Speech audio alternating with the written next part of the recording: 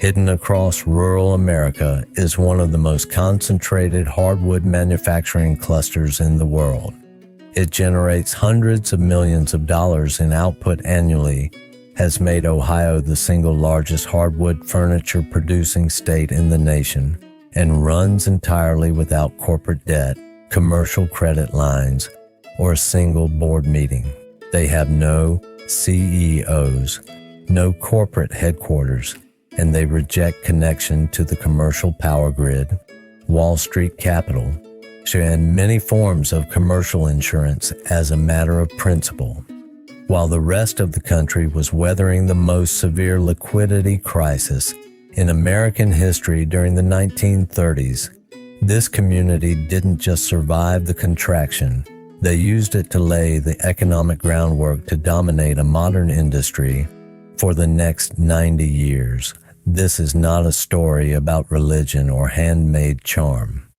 This is the story of a ruthlessly efficient, decentralized economy, or in how the Amish built a manufacturing powerhouse by rejecting every foundational rule of modern finance. The hardwood furniture trade did not begin as an industry for the Amish. It began as necessity. In Lancaster County, Pennsylvania, where the old order Amish have farmed since the mid-18th century, timber was a byproduct of land clearing. Farmers who cleared their land to plant didn't discard the timber. They milled it, dried it in their own kilns, and eventually built furniture with it for their own households. What emerged over 2 centuries was something that modern logistics experts would call vertical integration, though the Amish arrived at it entirely without that vocabulary. A single Amish furniture operation often controls the full chain: the timber rights, the kiln drying facility, the raw milling, the joinery, and the final finishing, all within a few miles of the workshop. That compression of the supply chain eliminates every markup that a conventional manufacturer passes to its customers. No freight broker, no wholesale lumber distributor, no regional warehouse. But to understand how an Amish craftsman finances a large pneumatic workshop through community channels rather than a commercial loan, we have to look at a localized system of mutual aid lending that operates at the church district level.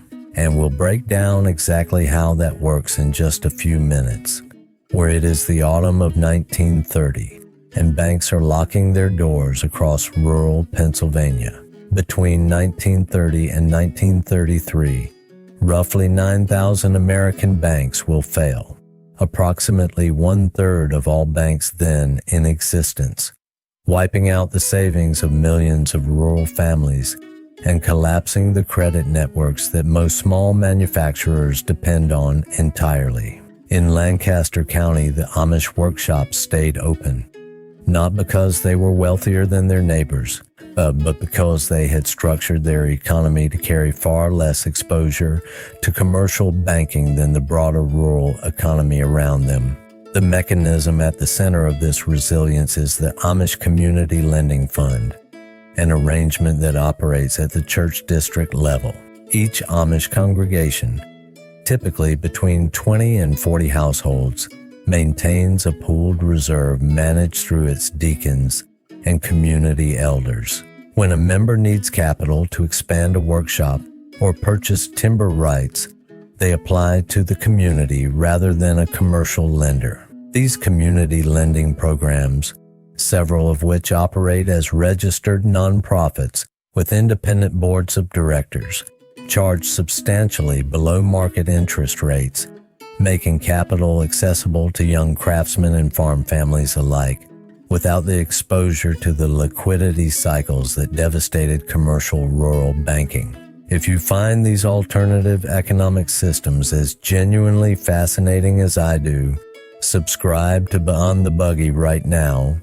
We go deep into history's hidden economic architectures every week, and you won't want to miss what's coming next. You might think a woodshop without electricity is inherently slow.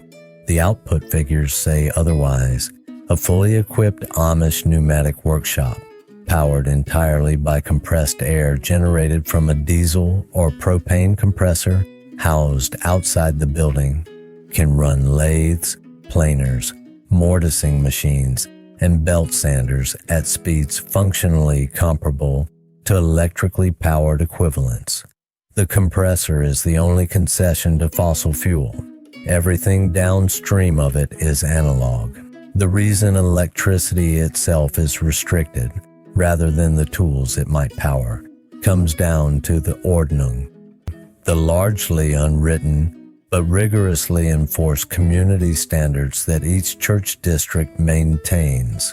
Connection to the commercial power grid creates a permanent, ongoing dependency on an external system beyond the community's control. And that kind of dependency is precisely what the Ordnung is designed to prevent. If you appreciate this kind of engineering history, or tap the like button, it genuinely helps the algorithm surface this content to more people who are interested in decentralized systems and historical mechanics. Here is the paradox at the heart of the Amish furniture economy. There is no central company. There is no holding corporation, no shared brand, no coordinating executive, and yet across Holmes County, Ohio, the largest Amish settlement in the world, and Lancaster County, Pennsylvania, thousands of individual micro shops operate with a degree of product and quality consistency that most industrial manufacturers spend millions attempting to engineer through compliance systems. The coordination mechanism is social rather than contractual. Shared craft standards are transmitted through apprenticeship. A young man typically spends his teenage years working under a master craftsman, internalizing tolerances and joinery methods that are never written into a manual. When he opens his own shop, he replicates those standards precisely, not because a quality control team reviewed his output, but because deviation from the standard is socially visible and carries real community consequence. The result is a decentralized manufacturing network that achieves the consistency of vertical integration without any of its administrative cost. In 2020 and 2021, global supply chain disruptions exposed the structural fragility of just-in-time manufacturing at a scale that most economists had not modeled since the 1970s. Overall, lumber prices surged dramatically, with framing lumber composite prices roughly tripling from their April 2020 lows to the May 2021 peak, and lead times for imported furniture components stretched from weeks to months.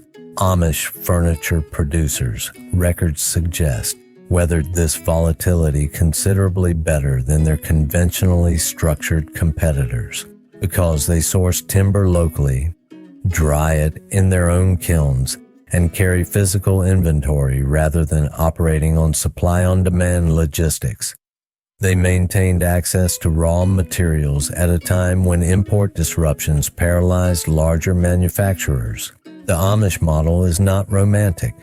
The physical demands are severe, and the closed social structure carries real costs for those who do not fit within its boundaries, and the deliberate rejection of certain technologies forecloses opportunities that outside observers would consider straightforward.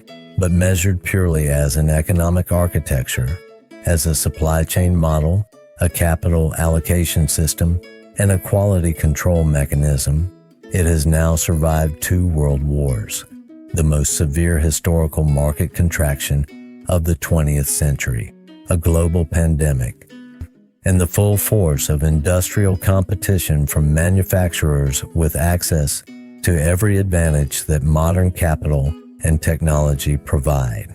That is not an accident, and it is not faith. It is the result of 2 centuries of deliberate, structural, economic decision-making, and it is still running.